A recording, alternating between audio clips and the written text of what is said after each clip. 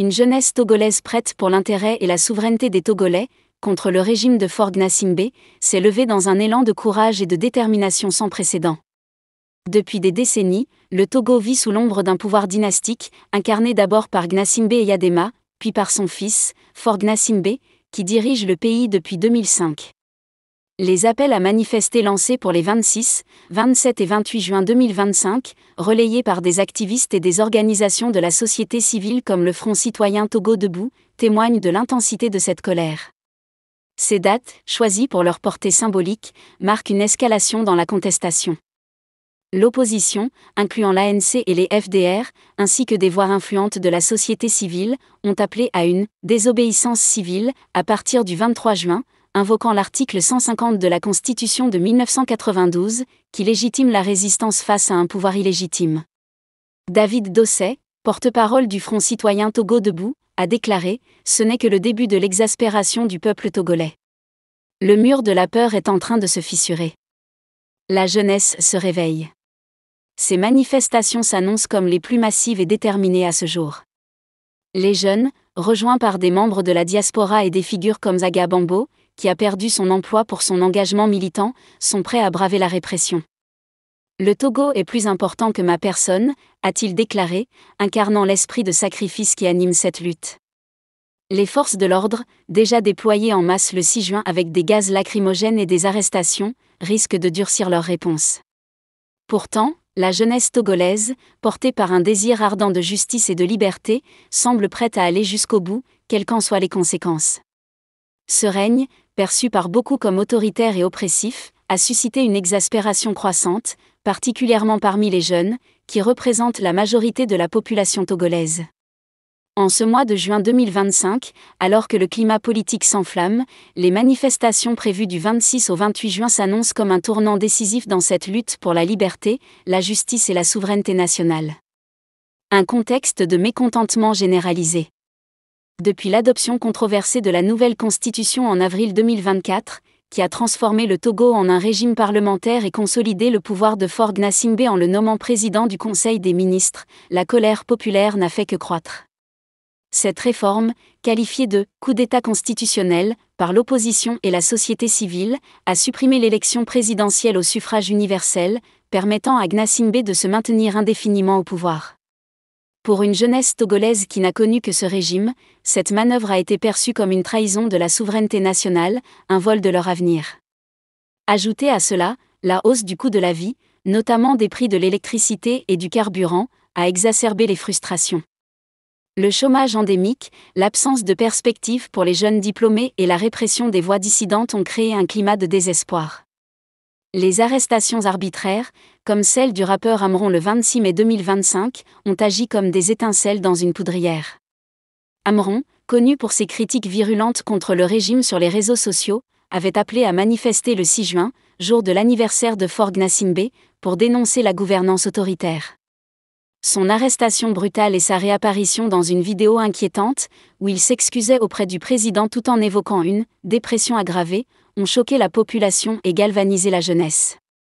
Les proches d'Amron, y compris sa mère et sa sœur, ont dénoncé une mise en scène, affirmant qu'il était parfaitement lucide avant son interpellation. Cette répression, loin de calmer les esprits, a renforcé la détermination des jeunes à descendre dans la rue. Une révolte inédite portée par la jeunesse. Le 6 juin 2025 a marqué un tournant historique. Pour la première fois, des milliers de jeunes Togolais, souvent apolitiques jusqu'alors, se sont mobilisés spontanément, sans l'encadrement des partis politiques traditionnels. À Lomé, Sokodé, Kara et Dapaong, les rues ont vibré au son des slogans tels que « Trop, c'est trop »,« Libérez les prisonniers politiques » et « Touche pas à ma constitution ». Malgré l'interdiction des manifestations depuis 2022, ces jeunes ont bravé les gaz lacrymogènes, les barrages policiers et les arrestations. Des dizaines de manifestants, incluant des étudiants, des artisans et des membres du corps médical, ont été interpellés, et certains font encore face à des accusations graves, comme « troubles aggravés à l'ordre public » ou « complot contre la sûreté de l'État ». Cette mobilisation, largement organisée sur les réseaux sociaux, a révélé une nouvelle dynamique, une jeunesse connectée, informée et déterminée à inventer ses propres formes de résistance. TikTok, WhatsApp et X sont devenus des plateformes de sensibilisation et de coordination, où des figures comme Aga Bambo, un blogueur influent, galvanisent des milliers de personnes avec des messages tels que « On en a marre de Forg Nassimbe ». Lors d'un live TikTok le 1er juin 2025, plus de 23 000 participants se sont réunis pour écouter des appels à la mobilisation, démontrant l'ampleur de l'engagement numérique de cette génération. Ce mouvement se distingue par son caractère spontané et décentralisé. Contrairement aux manifestations des années passées, souvent encadrées par des partis comme l'Alliance nationale pour le changement, ANC, ou les Forces démocratiques pour la République, FDR, cette révolte est portée par des citoyens ordinaires, âgés pour la plupart de 20 à 30 ans. Beaucoup d'entre eux n'ont connu qu'un seul dirigeant, Forg Nassimbe. Leur ras-le-bol n'est pas seulement politique, il est existentiel. Comme l'a exprimé un jeune manifestant à Lomé, « À cet âge, je vais encore demander 500 francs à mon père ?» Cette phrase, captée dans une vidéo virale, résume le sentiment d'humiliation et de frustration d'une génération privée d'opportunités et étouffée par un système qui semble figé. Les manifestations des 26, 27 et Lilan 28 jours de juin, un moment décisif. Les appels à manifester lancés pour les 26, 27 et 28 juin 2025, relayés par des activistes et des organisations de la société civile comme le Front citoyen Togo Debout, témoignent de l'intensité de cette colère. Ces dates, choisies pour leur portée symbolique, marquent une escalation dans la contestation. L'opposition, incluant l'ANC et les FDR, ainsi que des voix influentes de la société civile, ont appelé à une « désobéissance civile » à partir du 23 juin, invoquant l'article 150 de la Constitution de 1992, qui légitime la résistance face à un pouvoir illégitime. David Dosset, porte-parole du Front citoyen Togo Debout, a déclaré « Ce n'est que le début de l'exaspération du peuple togolais. Le mur de la peur est en train de se fissurer. La jeunesse se réveille. » Ces manifestations s'annoncent comme les plus massives et déterminées à ce jour. Les jeunes, rejoints par des membres de la diaspora et des figures comme Aga Bambo, qui a perdu son emploi pour son engagement militant, sont prêts à braver la répression. Le Togo est plus important que ma personne, a-t-il déclaré, incarnant l'esprit de sacrifice qui anime cette lutte. Les forces de l'ordre, déjà déployées en masse le 6 juin avec des gaz lacrymogènes et des arrestations, risquent de durcir leur réponse. Pourtant, la jeunesse togolaise, portée par un désir ardent de justice et de liberté, semble prête à aller jusqu'au bout, quelles qu'en soient les conséquences. Une fronde qui ébranle le pouvoir. La révolte de la jeunesse ne se limite pas aux rues. Elle s'infiltre même au sein des cercles du pouvoir. L'ancienne ministre des Armées, Marguerite Gnakadé, membre de la famille élargie de Gnassingbé, a publiquement critiqué la gouvernance du régime, un acte rare qui a amplifié les tensions. Nathaniel Olympio, leader du Parti des Togolais, a affirmé « Tout le monde attend la fin de ce régime et souhaite qu'elle intervienne d'une façon ou d'une autre, et le plus rapidement possible. » Cette dissidence interne, combinée à la pression populaire, met le régime face à une crise sans précédent. Le silence du gouvernement, à l'exception d'un communiqué menaçant de poursuites aggravées pour l'utilisation des réseaux sociaux à des fins de mobilisation, contraste avec l'éloquence des manifestants. Forg Nassimbe, dans une allocution le 7 juin, a semblé déconnecté de la réalité, remerciant les Togolais pour leur « message chaleureux » d'anniversaire, alors que les rues de Lomé résonnaient de cris de révolte. Cette déconnexion a attisé la détermination des jeunes, qui refusent de se soumettre à un pouvoir qu'ils jugent illégitime. Les défis et les espoirs d'une révolution. Malgré leur courage, les manifestants font face à des obstacles considérables. La répression violente, l'interdiction des manifestations et la censure numérique sont des armes puissantes dans l'arsenal du régime. Les arrestations massives, comme celle du 6 juin, où des dizaines de personnes ont été interpellées, et les accusations graves portées contre certains d'entre eux, témoignent de la volonté du pouvoir de mater la contestation. Pourtant, chaque acte de répression semble renforcer la résolution des jeunes. Nous ne voulons pas de référendum, nous faisons notre référendum dans la rue, a déclaré un manifestant, faisant écho à un sentiment largement partagé. L'implication croissante de la diaspora togolaise, notamment à travers des figures comme Egunchi Banzin, qui a dénoncé le régime depuis la Russie, amplifie la portée du mouvement. Les appels à la solidarité internationale, relayés sur les réseaux sociaux avec une jeunesse togolaise prête pour l'intérêt et la souveraineté des Togolais, contre le régime de Forg Nassimbe, s'est levée dans un élan de courage et de détermination sans précédent. Depuis des décennies, le Togo vit sous l'ombre d'un pouvoir dynastique, incarné d'abord par Gnassingbé Eyadema, puis par son fils, Faure Gnassingbé, qui dirige le pays depuis 2005. Les appels à manifester lancés pour les 26, 27 et 28 juin 2025, relayés par des activistes et des organisations de la société civile comme le Front citoyen Togo Debout, témoignent de l'intensité de cette colère. Ces dates, choisies pour leur portée symbolique, marquent une escalation dans la contestation. L'opposition, incluant l'ANC et les FDR, ainsi que des voix influentes de la société civile, ont appelé à une « désobéissance civile » à partir du 23 juin, invoquant l'article 150 de la Constitution de 1992, qui légitime la résistance face à un pouvoir illégitime.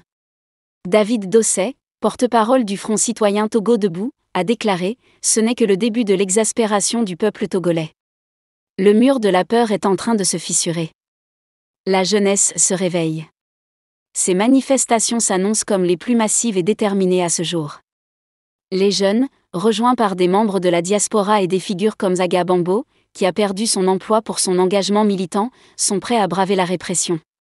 Le Togo est plus important que ma personne, a-t-il déclaré, incarnant l'esprit de sacrifice qui anime cette lutte. Les forces de l'ordre, déjà déployées en masse le 6 juin avec des gaz lacrymogènes et des arrestations, risquent de durcir leur réponse. Pourtant, la jeunesse togolaise, portée par un désir ardent de justice et de liberté, semble prête à aller jusqu'au bout, quelles qu'en soient les conséquences. Ce règne, perçu par beaucoup comme autoritaire et oppressif, a suscité une exaspération croissante, particulièrement parmi les jeunes, qui représentent la majorité de la population togolaise. En ce mois de juin 2025, alors que le climat politique s'enflamme, les manifestations prévues du 26 au 28 juin s'annoncent comme un tournant décisif dans cette lutte pour la liberté, la justice et la souveraineté nationale. Un contexte de mécontentement généralisé.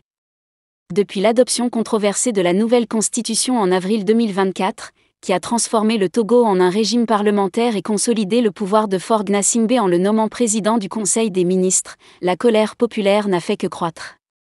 Cette réforme, qualifiée de « coup d'État constitutionnel » par l'opposition et la société civile, a supprimé l'élection présidentielle au suffrage universel, permettant à Gnassingbé de se maintenir indéfiniment au pouvoir. Pour une jeunesse togolaise qui n'a connu que ce régime, cette manœuvre a été perçue comme une trahison de la souveraineté nationale, un vol de leur avenir. Ajoutez à cela, la hausse du coût de la vie, notamment des prix de l'électricité et du carburant, a exacerbé les frustrations. Le chômage endémique, l'absence de perspectives pour les jeunes diplômés et la répression des voix dissidentes ont créé un climat de désespoir. Les arrestations arbitraires, comme celle du rappeur Amron le 26 mai 2025, ont agi comme des étincelles dans une poudrière. Amron, connu pour ses critiques virulentes contre le régime sur les réseaux sociaux, avait appelé à manifester le 6 juin, jour de l'anniversaire de Faure Gnassingbé, pour dénoncer la gouvernance autoritaire. Son arrestation brutale et sa réapparition dans une vidéo inquiétante, où il s'excusait auprès du président tout en évoquant une « dépression aggravée », ont choqué la population et galvanisé la jeunesse.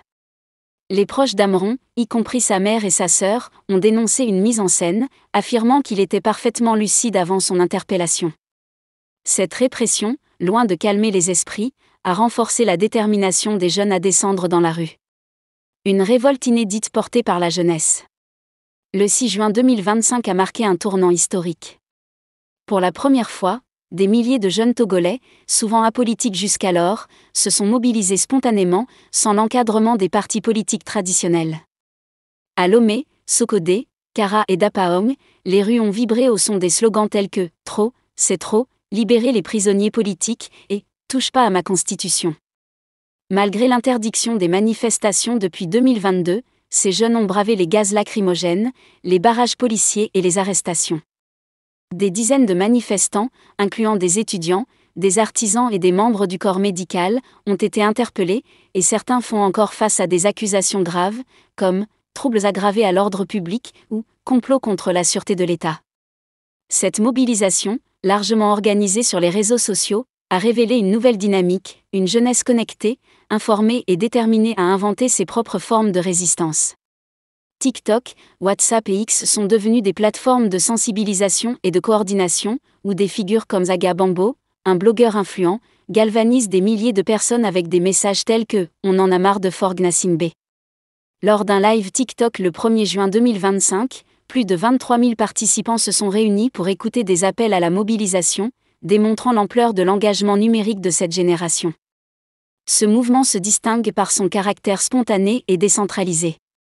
Contrairement aux manifestations des années passées, souvent encadrées par des partis comme l'Alliance nationale pour le changement, ANC, ou les Forces démocratiques pour la République, FDR, cette révolte est portée par des citoyens ordinaires, âgés pour la plupart de 20 à 30 ans. Beaucoup d'entre eux n'ont connu qu'un seul dirigeant, Faure Gnassingbé. Leur ras-le-bol n'est pas seulement politique, il est existentiel. Comme l'a exprimé un jeune manifestant à Lomé, « À cet âge, je vais encore demander 500 francs à mon père ?» Cette phrase, captée dans une vidéo virale, résume le sentiment d'humiliation et de frustration d'une génération privée d'opportunités et étouffée par un système qui semble figé. Les manifestations des 26, 27 et Lilan 28 jours de juin, un moment décisif. Les appels à manifester lancés pour les 26, 27 et 28 juin 2025, relayés par des activistes et des organisations de la société civile comme le Front citoyen Togo Debout, témoignent de l'intensité de cette colère. Ces dates, choisies pour leur portée symbolique, marquent une escalation dans la contestation. L'opposition, incluant l'ANC et les FDR, ainsi que des voix influentes de la société civile, ont appelé à une « désobéissance civile » à partir du 23 juin, invoquant l'article 150 de la Constitution de 1992, qui légitime la résistance face à un pouvoir illégitime. David Dosset, porte-parole du Front citoyen Togo Debout, a déclaré « Ce n'est que le début de l'exaspération du peuple togolais. Le mur de la peur est en train de se fissurer. La jeunesse se réveille. » Ces manifestations s'annoncent comme les plus massives et déterminées à ce jour. Les jeunes, rejoints par des membres de la diaspora et des figures comme Zaga Bambo, qui a perdu son emploi pour son engagement militant, sont prêts à braver la répression. « Le Togo est plus important que ma personne », a-t-il déclaré.